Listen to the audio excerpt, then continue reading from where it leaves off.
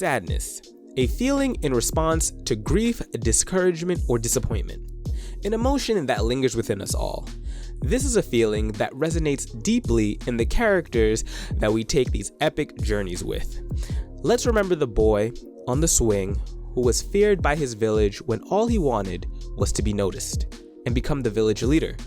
Or how about the boy who wanted to become like his favorite hero idol in a world of heroes, only to find he had no powers of his own? And we can't forget the boy who watched, at the end of the world, torn from his mother, and witnessed her death by monsters he would vow to destroy. But that brings me to the topic of today's video, and that's how to make people care about your manga. But before we get into this video, if you're new, don't hesitate to hit that subscribe button, like the video, and hit that bell for notifications when you want to hear things that I have to say. Now let's get into it. So there's one important thing that will make people care about your manga, so stay till the end to figure out what that is. There are 4 things that will make people care about your manga. That is structure, empathy, metaphor, and originality, to name a few. However, there are a plethora of ways to make people care. But this list is what I've seen from reading some amateur manga artists. Now let's start off with the first one. Most of you by now have a basic understanding of how a story is structured. There is a beginning, there is a middle, and you know my favorite, that motherfucker has to end. So I need to go in depth there. However, the place that many people seem to go wrong is at the beginning. As artists, what we tend to do is get wrapped up in our own world building. I mean, how could we not? Inspired by all the worlds and all the shows, we are thinking of our own worlds we want to create.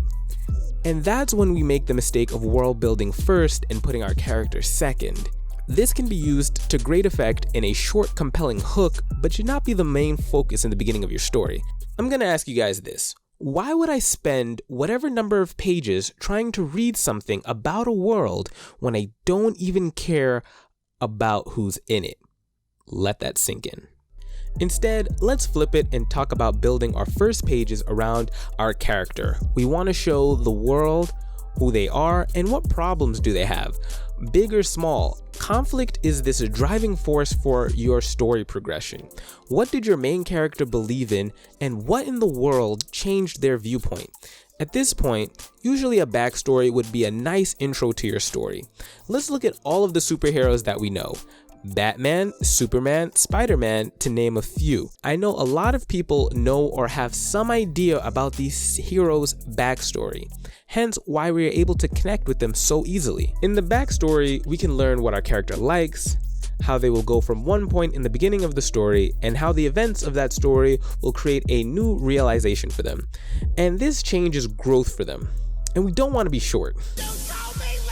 But once we've established our character or characters, we can slowly build into the world that created the situations and character we see before us, because there's no world without our main character. Now, empathy is what is going to establish a connection with your reader, but why do we even need it?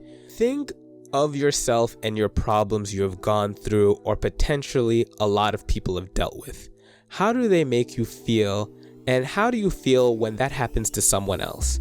There are a vast array of topics to choose from, ranging from simple to very complex.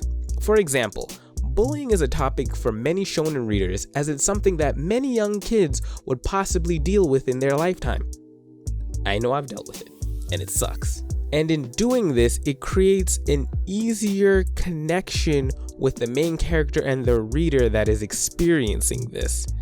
There are also a lot of harsher topics that we could go into, like genocide of a people, or the morality of killing people so you want to become a god. Okay, that was a little bit extreme, but you get the point. The backstory I talked about earlier was established to show what the character has gone through, and through your own empathy, understand that they have had something sad or traumatic happen to them. And in that moment, the character is changed by those events from someone who might have had certain beliefs about the world, which this event in their life has proven them to be wrong. So they make a change for better or worse. And that change, again, will happen on their journey throughout their story. Your character is in a constant state of change because, again, change creates growth. A great example of this is One Piece. Look at the way the Straw Hat crew, each of them, has a story that will bring you to tears, I promise you. And if you don't cry, you're a heartless monster who I can't speak to, and I'm sorry, and you're just a bad person. Those emotional backstories are no accident. Eiichiro Oda has deliberately done this so you can care about each member of the Straw Hat crew on this journey, because there is no way you would care about them if they were just brought along and you knew nothing about them. They might do cool stuff, but whether you know it or not, you want to know their motivations and where they came from. And Oda does this for everyone, even the minor characters. If we think about Luffy for a second, and I'm about to get real deep here, y'all, so just hang on. He is a metaphor for freedom, or the liberator man, that's what I'm gonna call him, who helps people become who they want and seek to be, and to chase after their dreams. However, I don't want to get too much into this point. It's something that I'm going to save for another video when I start talking about One Piece and its deeper meanings, because that shit is too long. But once we establish a connection with our character, we can really get the story started. What you really need to do at this point is you just need to make the reader care. Now we have a solid character and solid structure to our story, but we need more. Our stories we create need to say something big or small. Having a message is powerful.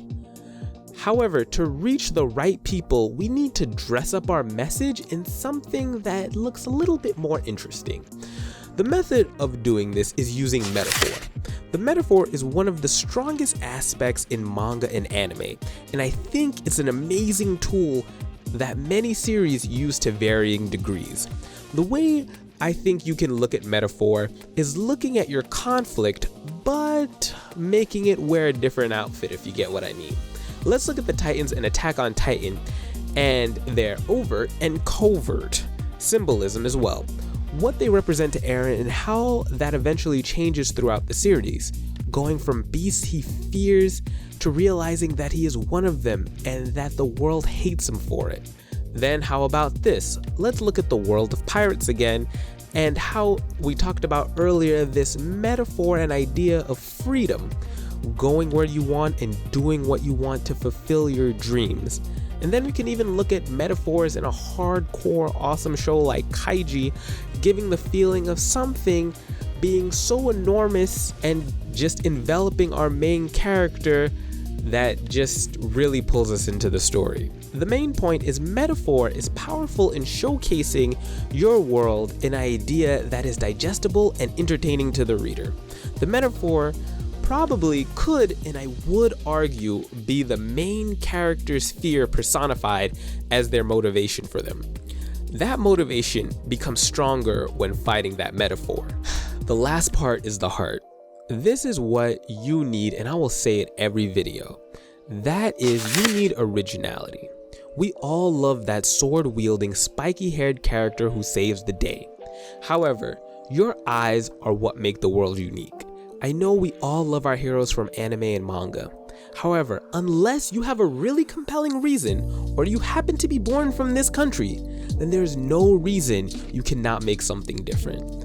I've seen one too many times Japanese names for the sake of Japanese names or settings in Japan just because. And I will tell you this, surprise, there's more than enough of that anime from the motherland. The world wants more stories and creative people to make them. Okay, so you think I'm crazy, right? But let's take a look at two awesome shows. First of all, Full Metal Alchemist is a show with European World War II crazy-ass vibes with a strong philosophy and characters and world building, and it's overall amazing. Made from Japan, but if it wasn't in the style of anime, you wouldn't think that it came from Japan. Not even the names or the setting of the world with the characters that fit so well into this time period are a creation that is wholly unique and thoroughly thought out. And it was just one person. She created something amazing. Brotherhood is something I should really rewatch because I haven't in a while, and maybe it might fit the third slot of my favorite show? Who knows? Enough with that show. Now, for our second show that is on everyone's mind because of a certain company, Avatar: The Last Airbender is a whole ass made up world of all the characters and derivatives of actual cultures and fighting styles and naming system with a deep lore and mythical spiritualness and characters. The motherfucking characters, man. Okay, that's enough for dick riding for now. I'm sure there are plenty more examples of great shows from Japan. We all know the greats that have come from there. The point is, your originality is to go beyond what you've seen and what you know. I think this is the last part because it's something I find we can all be lazy with. This is the part that needs the most thought. It's very difficult and time consuming, and sometimes we want an easy way out. But here on this channel, we want to be the best manga creators we can be. Like I said earlier, your worldview is powerful. Your experience is unique. These ideas could only be something you could make because the most original thing is you. So yeah guys, thanks for watching this video. I hope you enjoy it. Question, what do you think it takes for people to care about your manga? Also, if you're interested in joining a community of awesome artists, you can join our Discord Vandal Gang. We do weekly drawing sessions to improve our artistic skills, and we also do weekly art challenges. And even if you don't do art, who doesn't love anime? Also, don't forget, if you're new and you made it to the end of the video, you are amazing. And don't forget to hit that subscribe button, like the video, and hit that bell for notifications so you can be in on the next awesome video, guys. But that's all I have for you today, and I'll catch you guys in the next one. Peace. Bye.